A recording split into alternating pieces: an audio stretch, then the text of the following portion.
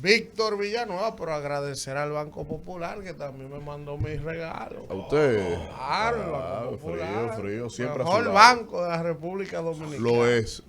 realmente lo es. Vamos, Víctor Villanueva. Señores, miren, el día de mañana se estará desarrollando esta sesión especial en el Consejo de Seguridad de las Naciones Unidas sobre el tema de Haití.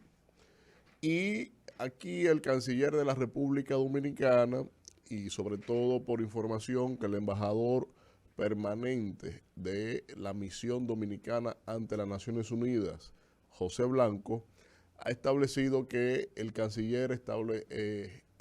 rendirá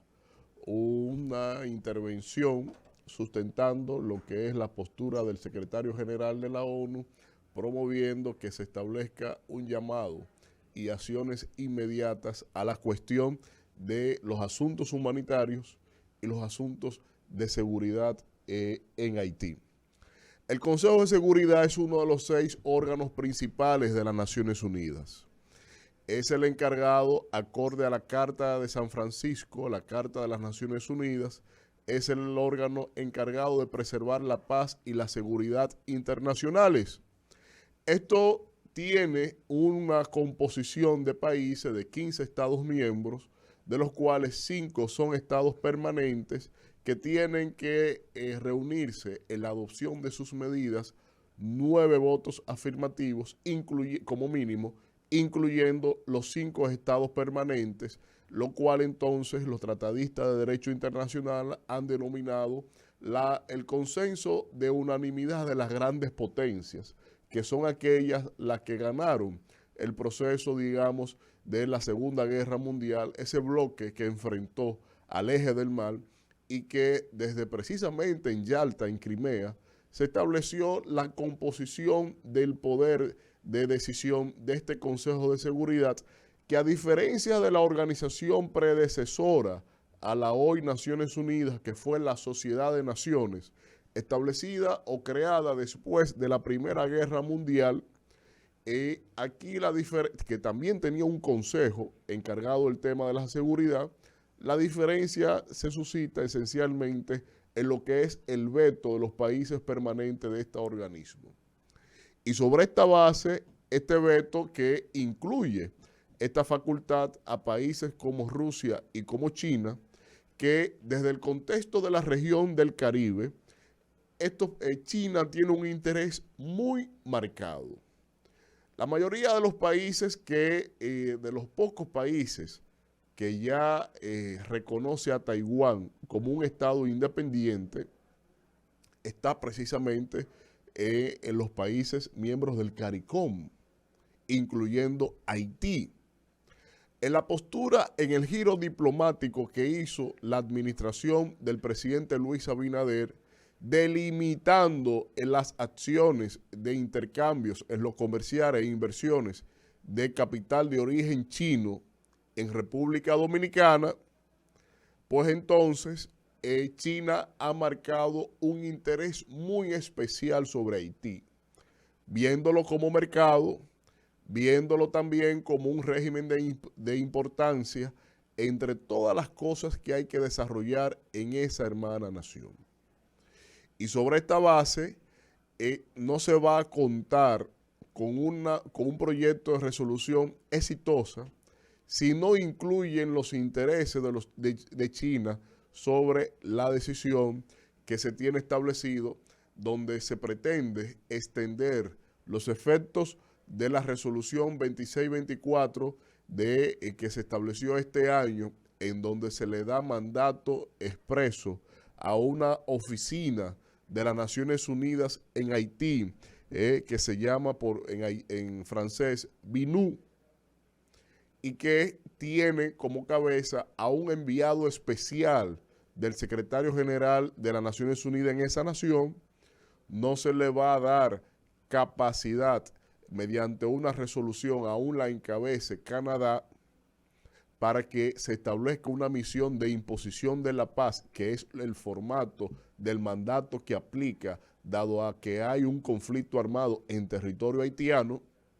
Pues entonces es ahí donde se tendrá la gran dificultad en los debates que se establezcan en este órgano internacional, el único facultado a escala planetaria, acorde al capítulo 5 y el capítulo 7 de la Carta de las Naciones Unidas, de establecer sanciones sobre los estados, de tener facultad de incidir sobre los territorios de los estados y de tener inclusive un prontuario jurisprudencial de un conjunto de resoluciones que hemos visto en distintas zonas de conflictos de la humanidad del globo terráqueo, cómo ellos han decidido sobre la suerte de los territorios, sobre los conflictos sobre los cuales actúan.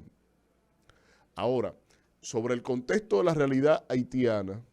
y a propósito de que nuestras generaciones aún políticas desconocen elementos históricos que son relevantes en cuanto a lo que debe ser la postura de la República Dominicana, a mi consideración muy particular está el hecho de que si el canciller dominicano solo irá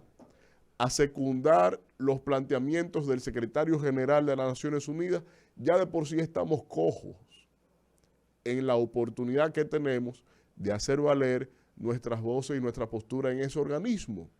Porque República Dominicana tiene que superar el debate del sí señor y entrar en una agenda proactiva real, como la que aconteció de manera única después del terremoto de esa nación. El 1 de enero de este año se va a cumplir 218 años de la independencia de ese país, cuando Toussaint Louverture declaró independiente a esa nación después de un conjunto de batallas que incluyó inclusive el rol del señor Dessalines, del fatídico Dessalines, y que desde ese momento que ha tenido la desdicha de la injerencia de todas las potencias dominantes desde esa época a la fecha. Fíjense el dato. Desde el origen de Haití a la fecha, los únicos que se han beneficiado sobre esa nación, sobre esa desgracia, y son los únicos responsables de esa desgracia, son las grandes potencias. Haití debió ser la Suiza del Caribe, porque el interés de toda la potencia está ahí. Pero yo siempre he señalado en aulas que tener un territorio nulo de un estado fallido, donde el gobierno, cuando funcionaba, y ahora es nada, pero cuando funcionaba, Haití tenía, el gobierno haitiano, las autoridades haitianas no dominaban más del 4% de la población, del territorio, del espacio aéreo y marítimo, del contexto soberano de esa nación. No dominaban más que eso. Imagínense ahora que no hay autoridad pública. Entonces, nosotros tenemos que establecer iniciativas como las que se configuraron cuando aconteció el terremoto, que el expresidente Fernández llamó a toda la comunidad internacional y se dieron cita aquí, en Punta Cana, y establecieron un fondo de inversión que se quedó en nada, porque igual son así de burdos en los temas que tienen que ver con el desarrollo de esa nación, porque no lo van a permitir. El status quo dominante de la Segunda Guerra Mundial no va a permitir que se le dé como un caso exitoso, que cuando ellos como potencias tenían el negocio instaurado de la historia, que era la esclavitud, no es verdad que a los primeros que osaron en declararse independientes, no es verdad que ellos lo van a dar como un caso exitoso para la humanidad. Tiene que cambiar el status quo mundial para que eso acontezca, y por eso está China y Rusia sobre esa base. Entonces, si República Dominicana no entiende eso, porque ellos fueron independientes, Toussaint Louverture se declaró independiente, pero es porque hubo un descuido de Francia que dominaba el lado oeste de la isla, y que eso fue acordado entre la corona española y los franceses, en tratados, y los belgas también, en tratados como lo de Minguea, en donde en las guerras napoleónicas en el continente europeo, ellos allí entonces, desde allá, se distribuyeron las posesiones que tenían a razón de la colonización. Y como la corona española no podía financiar sus actividades en el virreinato en la isla de Santo Domingo, le fue permitiendo que los franceses dominaran el lado oeste. Y en ese acervo francés, entonces, que era matizado esencialmente por los esclavos que ellos mismos traían aquí a la isla para el trabajo forzoso, pues entonces es ahí donde cuando a la corona española y Napoleón acuerdan la devolución del territorio de lo que es hoy San Sebastián en España,